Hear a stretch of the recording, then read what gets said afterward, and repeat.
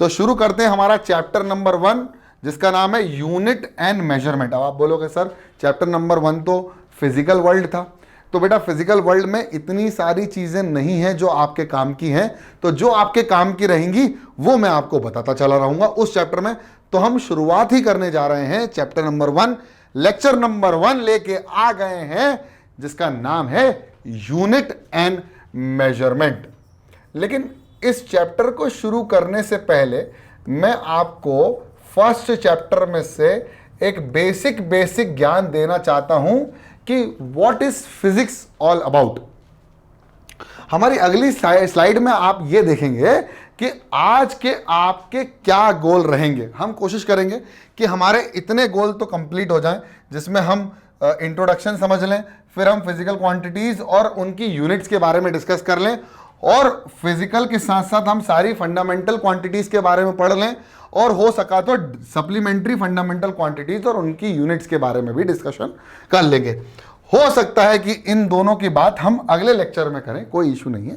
लेकिन आज का हमारा जो मेन एम ऑब्जेक्टिव गोल यह रहेगा कि आज तुमको इस चैप्टर के बारे में बहुत खूबसूरती से समझ में आता चला जाए। तो क्या है ये चैप्टर, किस बारे में है? ये बारे में है कि फिजिक्स क्या होती है, और ये चैप्टर नंबर 1 फिजिकल वर्ल्ड से रिलेटेड है। तो आप एक चीज समझेंगे कि physics is all about the study of nature और उसके नियम। अब आप बोलोगे सर कौन सी स्टडी और कौन से नियम, किसकी नेचर, कौन सा नेचर क्या है? मुझे एक बार बताओ कि हमारे सामने जब भी मैंने आपके सामने एक शब्द का नाम लिया है और मैंने कहा है नेचर, तो नेचर क्या होता है? कोई तुम बताओगे नेचर क्या होता है?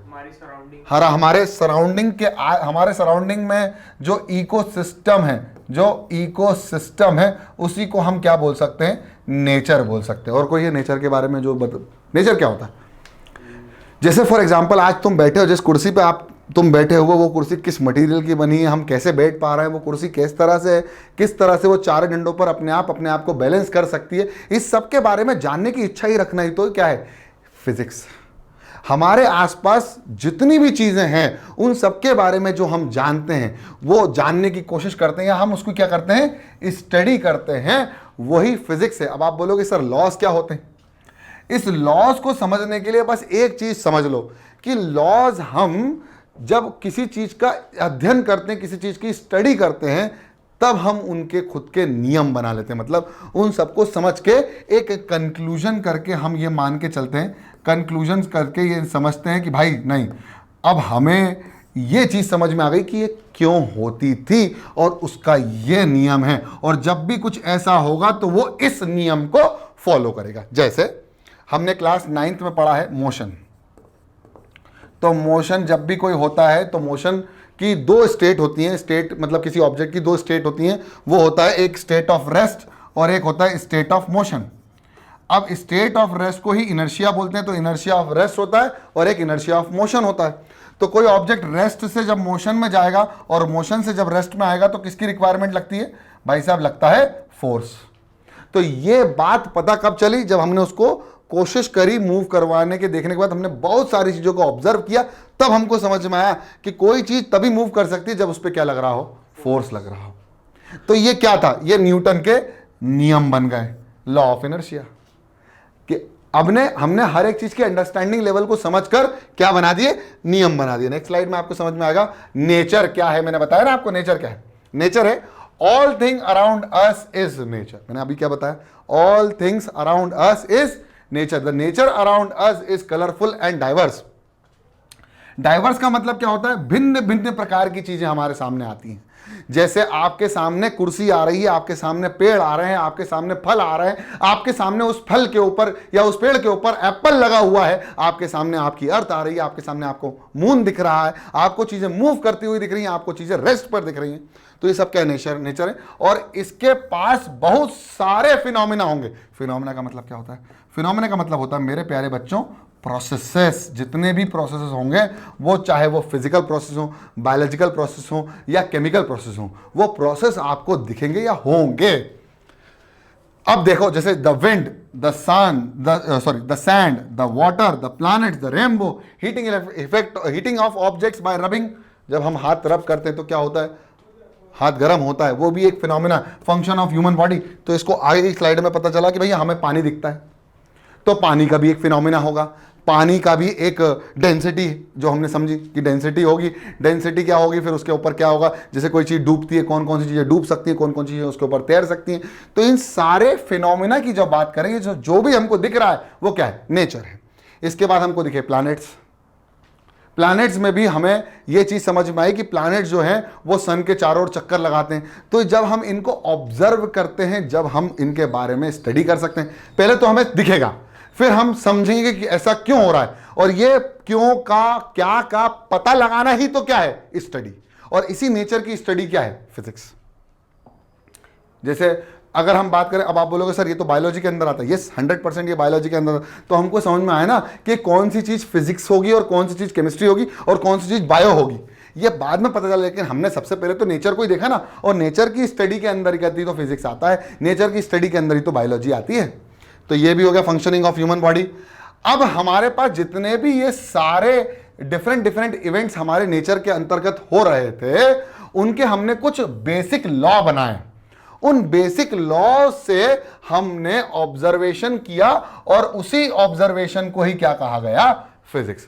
जैसे मैंने आपको मोशन वाला एग्जांपल दिया कि मोशन किसका हो रहा है, अभी मेरा हो रहा है, अर्थ का हो रहा है, अर्थ के साथ मून का हो रहा है, मून के साथ सन का हो रहा है, सन के साथ यूनिवर्स का हो रहा है, मिल्की वे गैलेक्सी का हो रहा है। तो ये सब मोशन किसके अंतर्गत आ रहे हैं, कुछ नियम के अंतर्गत आ रहा है। वो नियम हमने खुद बनाए हैं। वो बनाए कैसे, न्यूटन ने बनाए ना नियम। तो इस तरह से हमको समझ में आया। जैसे आपने देखा कि ये जो एप्पल है वो पेड़ से नीचे गिर रहा है, यस और नो। तो यहां पर जो orbiting of moon around the earth है, ये भी एक लॉ के अंतर्गत आ रहा है जो नियम बनाया था न्यूटन ने। और falling of an apple from a tree, ये भी एक नियम के अंतर्गत आ रहा है जो न्यूटन ने बनाया था। और टाइड्स जो बनती हैं सी के साथ जब फुल मून होता है, तो भी एक नियम के अंतर्गत आ रहा है। ये बोलते हैं न्यूटन्स लॉ ऑफ ग्रेविटेशन और न्यूटन्स लॉ ऑफ मोशन। ये सभी चीजें किसके अंतर्गत आ रही हैं, इन लॉज के अंतर्गत आ रही हैं।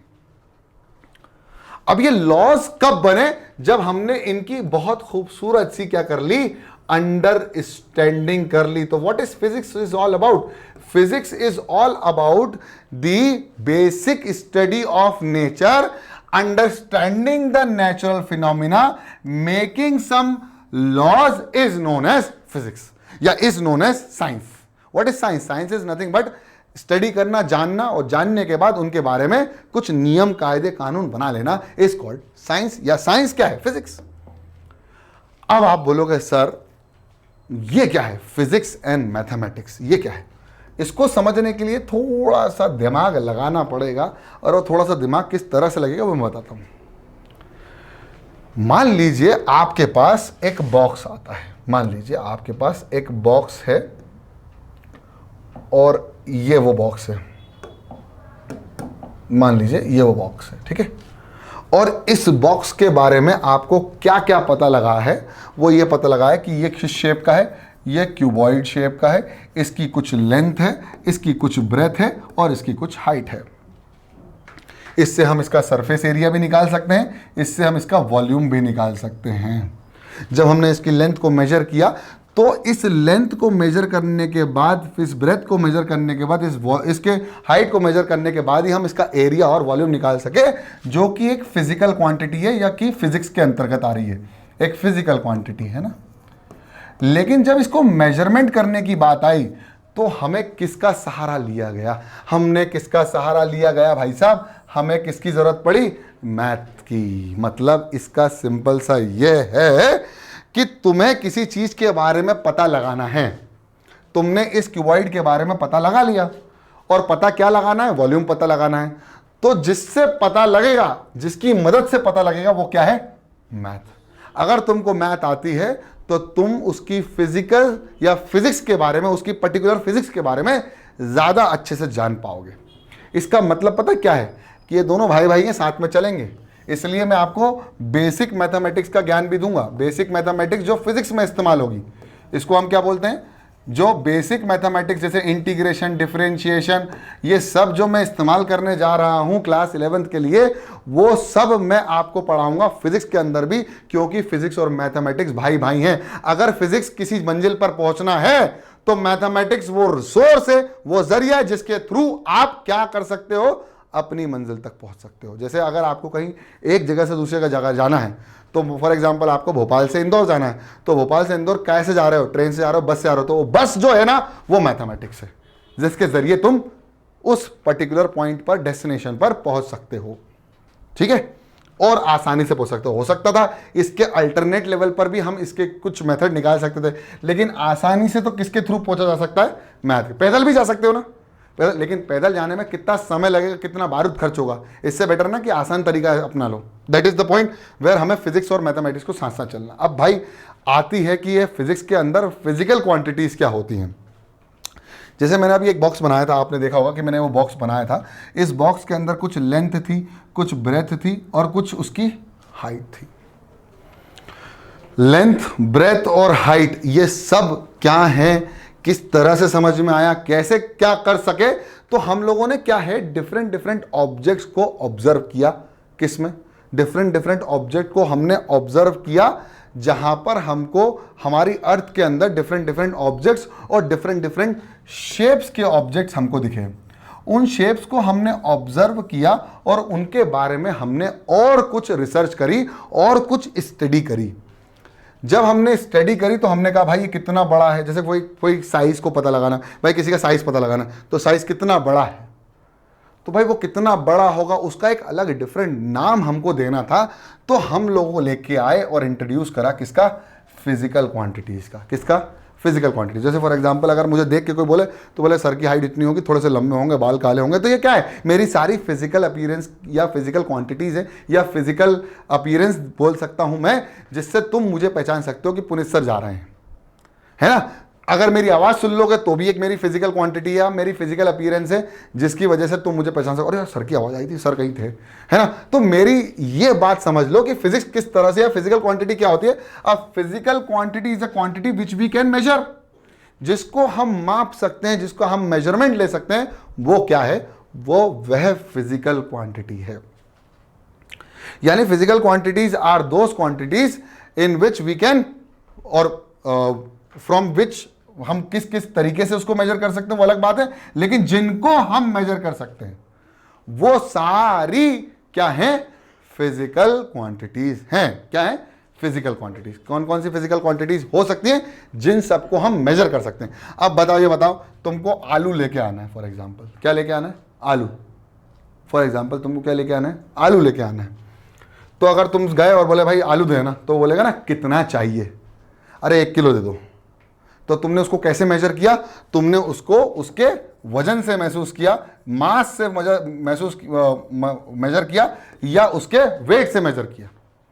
आपने कहा भाई यार वो कपड़ा देना, कितना मीटर कपड़ा चाहिए, भैया 1 मीटर कपड़ा देना, तो तुमने उसको मेजर कर पाए। अब आपने बोला भाई मैं बहुत खुश हूं, क्या हूं, मैं बहुत खुश हूं। कितना खुश हो, बहुत हूं। अबे बताओ ना कितना किलो। तो क्या आप हैप्पीनेस को मेजर कर सकते हो, नहीं कर सकते ना। अरे यार मैं बहुत दुखी हूं, मैं बहुत ज़्यादा दुखी हूं, तो क्या तुम गम को मेजर कर सकते हो, नहीं कर सकते सर। गम को मेजर करना बहुत मुश्किल है, वो डिपेंड करता है कि कितना बड़ा दुख आया है, कितना बड़ा पहाड़ गिरा है तुम पर। इसका मतलब जितने भी इमोशंस हैं, इमोशंस को हम मेजर नहीं कर सकते। तो इमोशंस जो हैं वो फिजिकल क्वांटिटीज नहीं है। इमोशंस फिजिकल क्वांटिटीज नहीं है, तो फिजिकल क्वांटिटीज हैं क्या, physical quantities are those quantities which we can measure. जिन जिनको तुम मेजर कर सकते हो वो सब फिजिकल क्वांटिटीज है। जिनको तुम मेजर नहीं कर सकते वो क्या है, कोई फिजिकल क्वांटिटीज नहीं है, उनका फिजिक्स में कोई काम भी नहीं है। और जिन फिजिकल क्वांटिटीज की हम बात कर रहे हैं वो कौन कौन सी फिजिकल क्वांटिटीज हो सकती हैं, तो हम नेक्स्ट टॉपिक जो डिस्कस करेंगे वो क्या होगा, टाइप्स ऑफ फिजिकल क्वांटिटीज। तो देखो यार, फिजिकल क्वांटिटीज जो है वो हमारे पास बेसिकली तो 3 प्रकार की फिजिकल क्वांटिटीज हैं। आज मैं बहुत बड़े स्तर पर तुमको एक चीज़ समझाने जा रहा हूँ और उसका एक खूबसूरत सा क्वेश्चन भी लेके आया हूँ। हमारे पास 3 अलग अलग प्रकार की फिजिकल क्वांटिटीज हैं जिन्होंने फिजिक्स के अंदर इन सबको विभाजित किया है या डिवाइड किया है। तो पहली जो फिजिकल क्वांटिटीज है उसको हम बोलते हैं फंडामेंटल, क्या बोलते हैं? Fundamental physical quantities. क्या बोलते हैं? फंडामेंटल फिजिकल क्वांटिटी, इसको बोलते हैं फंडामेंटल फिजिकल क्वांटिटी। दूसरी को बोलते हैं, दूसरा जो फिजिकल क्वांटिटीज है उनको बोलते हैं डिराइव्ड फिजिकल क्वांटिटीज। क्या बोलते हैं? Derived physical quantities. अभी मैं आपको बताऊंगा फंडामेंटल फिजिकल क्वांटिटीज क्या होती हैं, बिल्कुल एकदम बराबर चलेगा, चिंता मत करना, ठीक है। तो एक हो गई फंडामेंटल फिजिकल क्वांटिटीज, एक हो गई डिराइव्ड फिजिकल क्वांटिटीज और एक हो गई सप्लीमेंट्री। क्या बोलते हैं? Supplementary physical quantities. क्या बोलते हैं इनको? Supplementary physical quantities. तो यहां पर हमारे पास 3 डिफरेंट टाइप्स की फिजिकल क्वांटिटीज फिजिक्स के अंतर्गत होती हैं। फंडामेंटल अलग होती हैं, डिराइव्ड अलग होती हैं और सप्लीमेंट्री फिजिकल क्वांटिटीज अलग होती हैं। अच्छा एक बात बताओ, किस किस को, कौन कौन सी ऐसी चीजें जिनको तुम मेजर कर सकते हो? बताओ, किसी चीज को तुम मेजर कर सकते हो? मेजर कर सकते हो कि काउंट कर सकते हो? मेजर करने की बात कर रहा हूं। क्लोथ काय में मेजर होगा? मीटर में। मतलब वो क्या है? एक प्रकार की लेंथ है। और किसको मेजर कर सकते हो? है डिस्टेंस भी एक प्रकार की लेंथ है। रोप को भी मेजर कर। और बताओ? वाटर को मेजर कर सकते। वाटर मतलब कैपेसिटी, कैपेसिटी मतलब वॉल्यूम, यानी वॉल्यूम भी एक फिजिकल क्वांटिटी होगी। Very good. और बताओ? एरिया को, हाँ वेरी गुड, एरिया को भी हम मेजर कर सकते हैं, तो वो क्या है? Physical quantity. और बताओ? है मास। गुड। तो मास यानी वजन, वजन को भी हम कैलकुलेट कर सकते हैं, कितने किलो कितने किलो नहीं, तो वो भी एक फिजिकल क्वांटिटी। और बताओ? अभी तुम अपने हिसाब से, स्पीड, गुड, स्पीड भी एक फिजिकल क्वांटिटी जिसको तुम मेजर कर सकते हो, मीटर पर सेकंड में मेजर करते हो ना। टाइम को मेजर कर सकते हो। बहुत शानदार, बहुत बढ़िया। अभी चलने दो, और फिजिकल क्वांटिटीज को आन दो, और भी फिजिकल क्वांटिटी जिनको तुम मेजर कर सकते हो। एक्सेलरेशन, वेलोसिटी आ गई स्पीड में, एक्सेलरेशन। और force, distance, displacement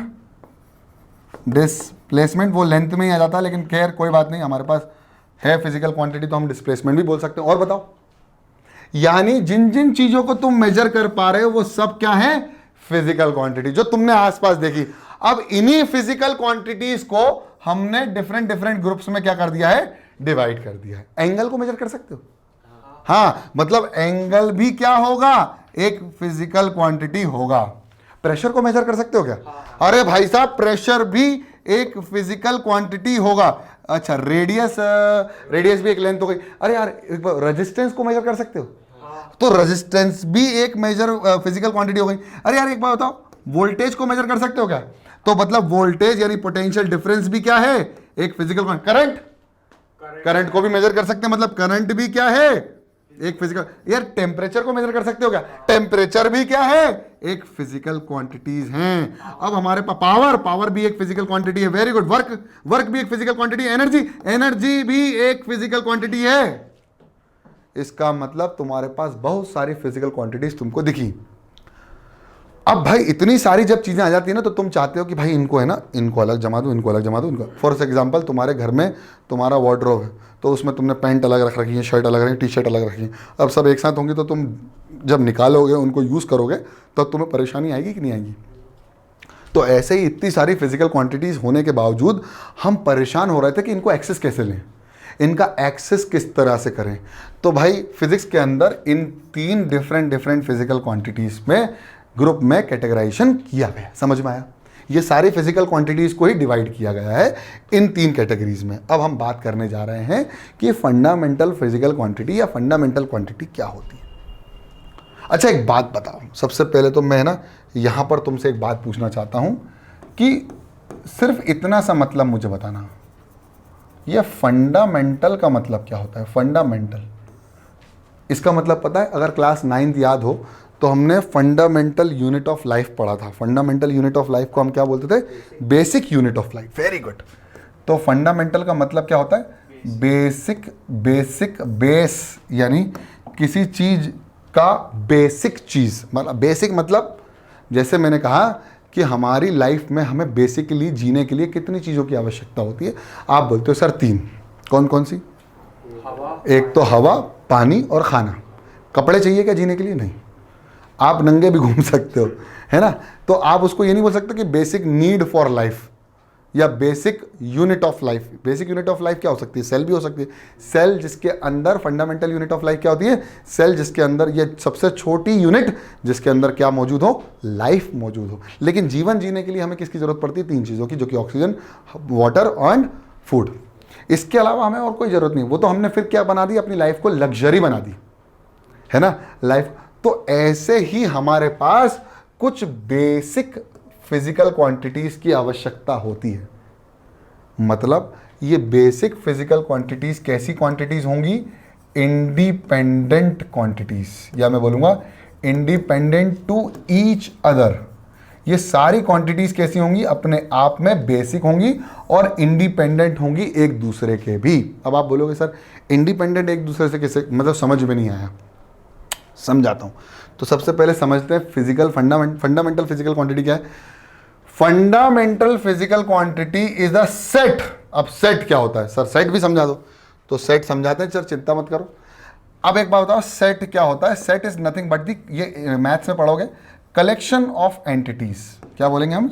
collection of entities. अब आप बोलोगे सर एंटिटीज क्या होती है? जैसे मैंने कहा कलेक्शन ऑफ वोवल्स। वोवल्स क्या होते हैं? ए, ई, आई, ओ, यू। तो हम इसको क्या बोलेंगे? Well defined collection, well defined set है। इसीलिए इसको बोलते हैं well defined collection of entities is called set, जिसको हम डिफाइन कर रहे हैं। अगर मैंने कहा नेचुरल नंबर का सेट क्या है, तो नेचुरल नंबर का सेट है 1, 2, 3 और कहां तक जाएंगे? Up to infinity. ये भी क्या है? एक प्रकार का सेट है। ये मैथ में पढ़ोगे। तो ऐसे ही फिजिक्स के अंदर फंडामेंटल क्वांटिटीज भी एक प्रकार का क्या है? सेट है। मतलब इस सेट के अंदर कुछ फिजिकल क्वांटिटीज होंगी। क्या होंगी? कुछ फिजिकल क्वांटिटीज का सेट होगा। सेट मतलब बहुत सारी फिजिकल क्वांटिटीज होंगी इसके पास, जो कि एक सेट बनाएंगी। इस सेट के अंदर एक खूबसूरत बात यह होगी, which will be independent of each other. इस बात को समझना बहुत इंपॉर्टेंट है। अगर आपको यह समझ में आ गया तो आपको पूरी चीजें समझ में आती चली जाएंगी। इंडिपेंडेंट ऑफ ईच अदर मतलब, इसका मतलब यह, जैसे फॉर एग्जांपल हमने कहा मास और एक बोला हमने लेंथ। तो मास और लेंथ एक दूसरे को एक्सप्लेन ना कर पाए, मतलब लेंथ के अंदर कोई मास ना हो और ना मास के अंदर कोई लेंथ हो, जो आप एक दूसरे से क्या हो? इंडिपेंडेंट हो। लेकिन स्पीड की बात करें तो क्या होता है? Distance upon time. तो हमने कहा speed is equal to distance upon time. तो स्पीड के अंदर क्या क्या है? डिस्टेंस भी है और टाइम भी है ना? तो ये क्वांटिटीज क्या होंगी? ये इंडिपेंडेंट क्वांटिटीज नहीं हो सकती। तो ये कैसी क्वांटिटीज होंगी? डिपेंडेंट। क्या होंगी? Dependent quantities. लेकिन ये डिपेंडेंट क्वांटिटीज ऐसे नहीं बना सकते हम। अब फिजिकल फंडामेंटल क्वांटिटीज का मतलब ये नहीं होगा। फंडामेंटल क्वांटिटीज का मतलब होगा, बिल्कुल ध्यान से देखना, फंडामेंटल किसी ने बनाया, उन्होंने कहा भाई 7 फंडामेंटल क्वांटिटीज होती। पहले मैं बताता हूं कौन कौन सी 7 होती हैं। तो पहली जो होती है वो होती है mass, length, time, temperature, current. Temperature के बाद करंट, करंट के बाद ल्यूमिनस इंटेंसिटी, ल्यूमिनस इंटेंसिटी, और आखिरी में होती है अमाउंट ऑफ सब्सटेंस। ये सात फंडामेंटल क्वांटिटीज हैं जिनकी वजह से अगर हम बात करें तो इन सभी 7 फंडामेंटल फिजिकल क्वांटिटीज को क्या कहा जाता है? Independent of each other. मतलब लेंथ को हमें एक्सप्लेन करना हो तो हम इन सभी का इस्तेमाल नहीं कर पाएंगे।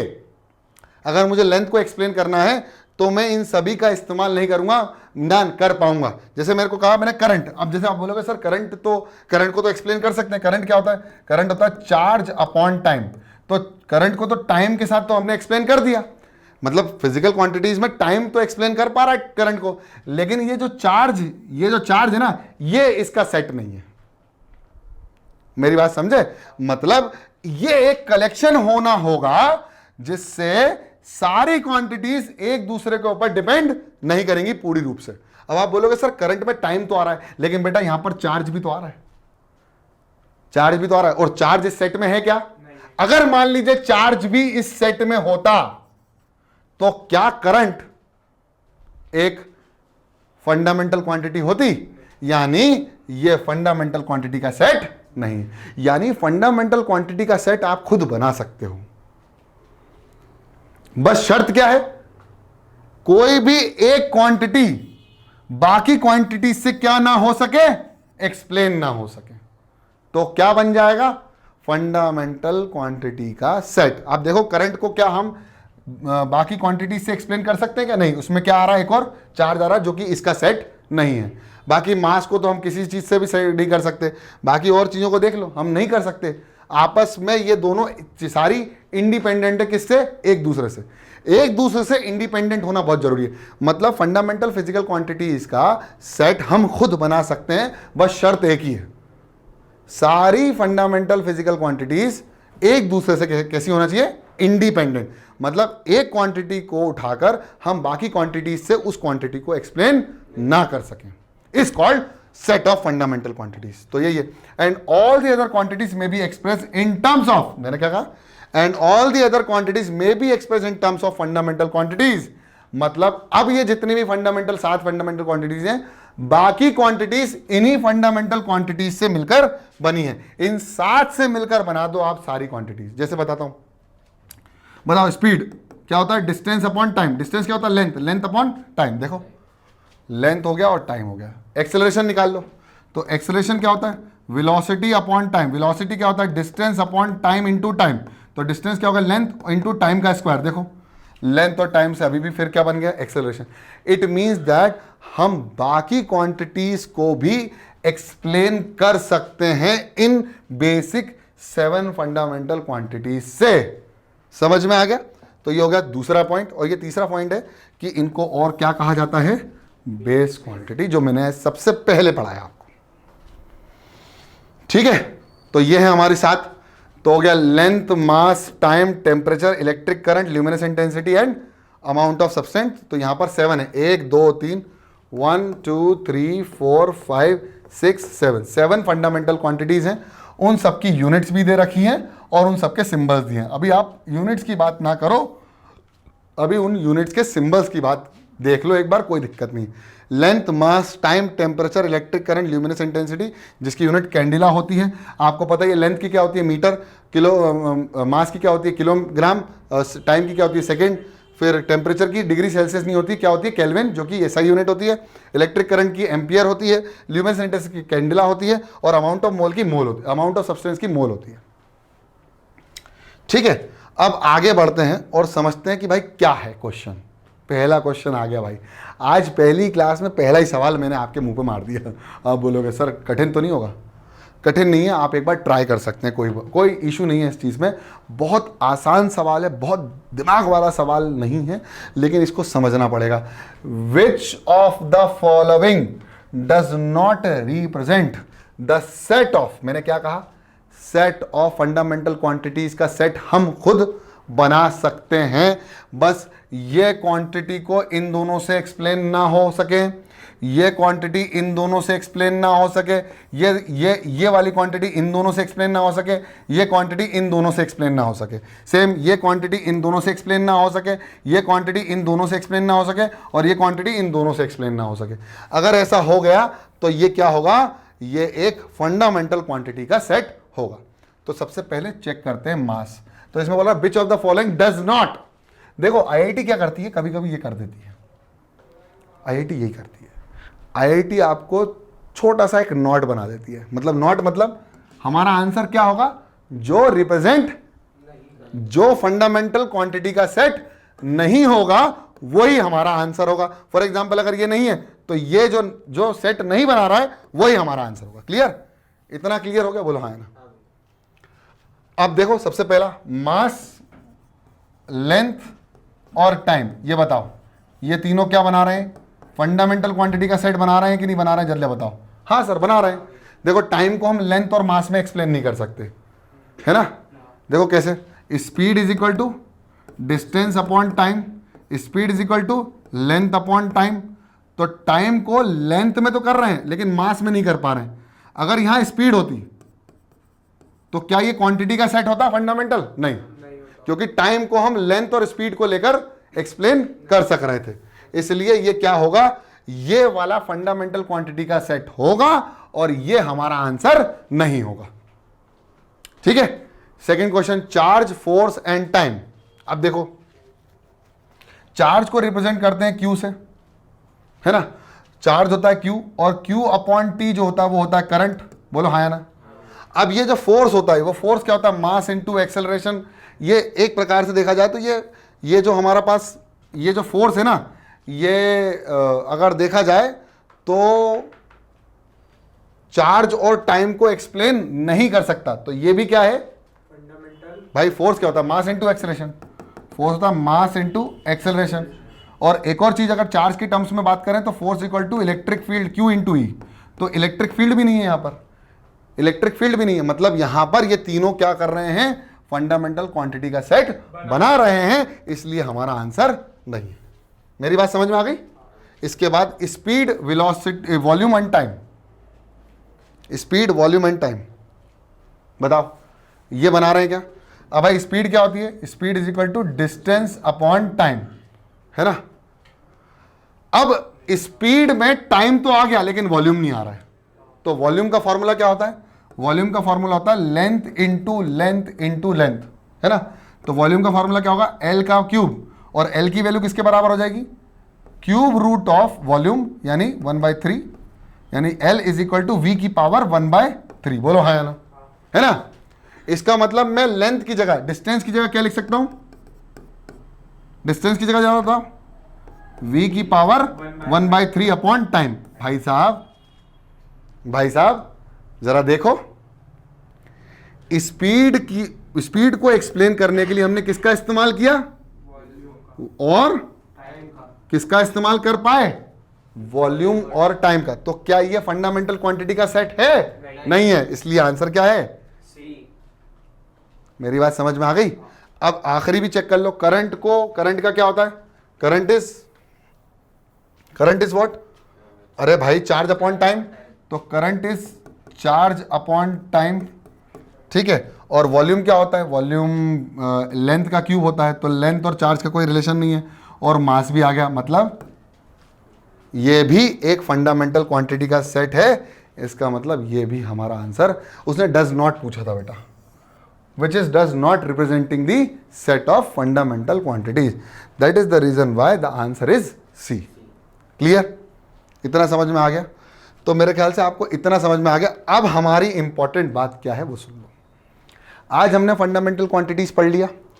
अगली क्लास में हम स्टार्ट करेंगे, अगली क्लास में, आज बस इतना ही कर लो, कोई इशू नहीं है। आप इसको लिख लो, ठीक है।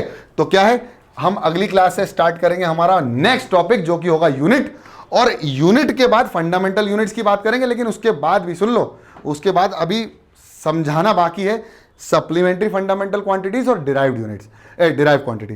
तो फंडामेंटल क्वांटिटीज और उनकी यूनिट्स बची हैं, मतलब फंडामेंटल तो समझा आ गया, फिर उसकी यूनिट बतानी है, फिर क्या बताना है, फिर बताना डिराइव्ड क्वांटिटीज की डिराइव कौन कौन सी हैं और उनकी यूनिट्स, और डिराइव के बाद कौन सी है सप्लीमेंट्री क्वांटिटीज कौन कौन सी है और उनकी यूनिट। तो हम अगली क्लास में यूनिट को बहुत अच्छे से डिस्कस करेंगे और हम समझेंगे कि सप्लीमेंट्री क्वांटिटीज और डिराइव क्वांटिटीज कौन कौन सी है। समझ में आ गया इतना? बोलो क्लियर है कि नहीं? जल्दी से इसको छाप लो, पहले दिमाग में और फिर बाद में कॉपी में।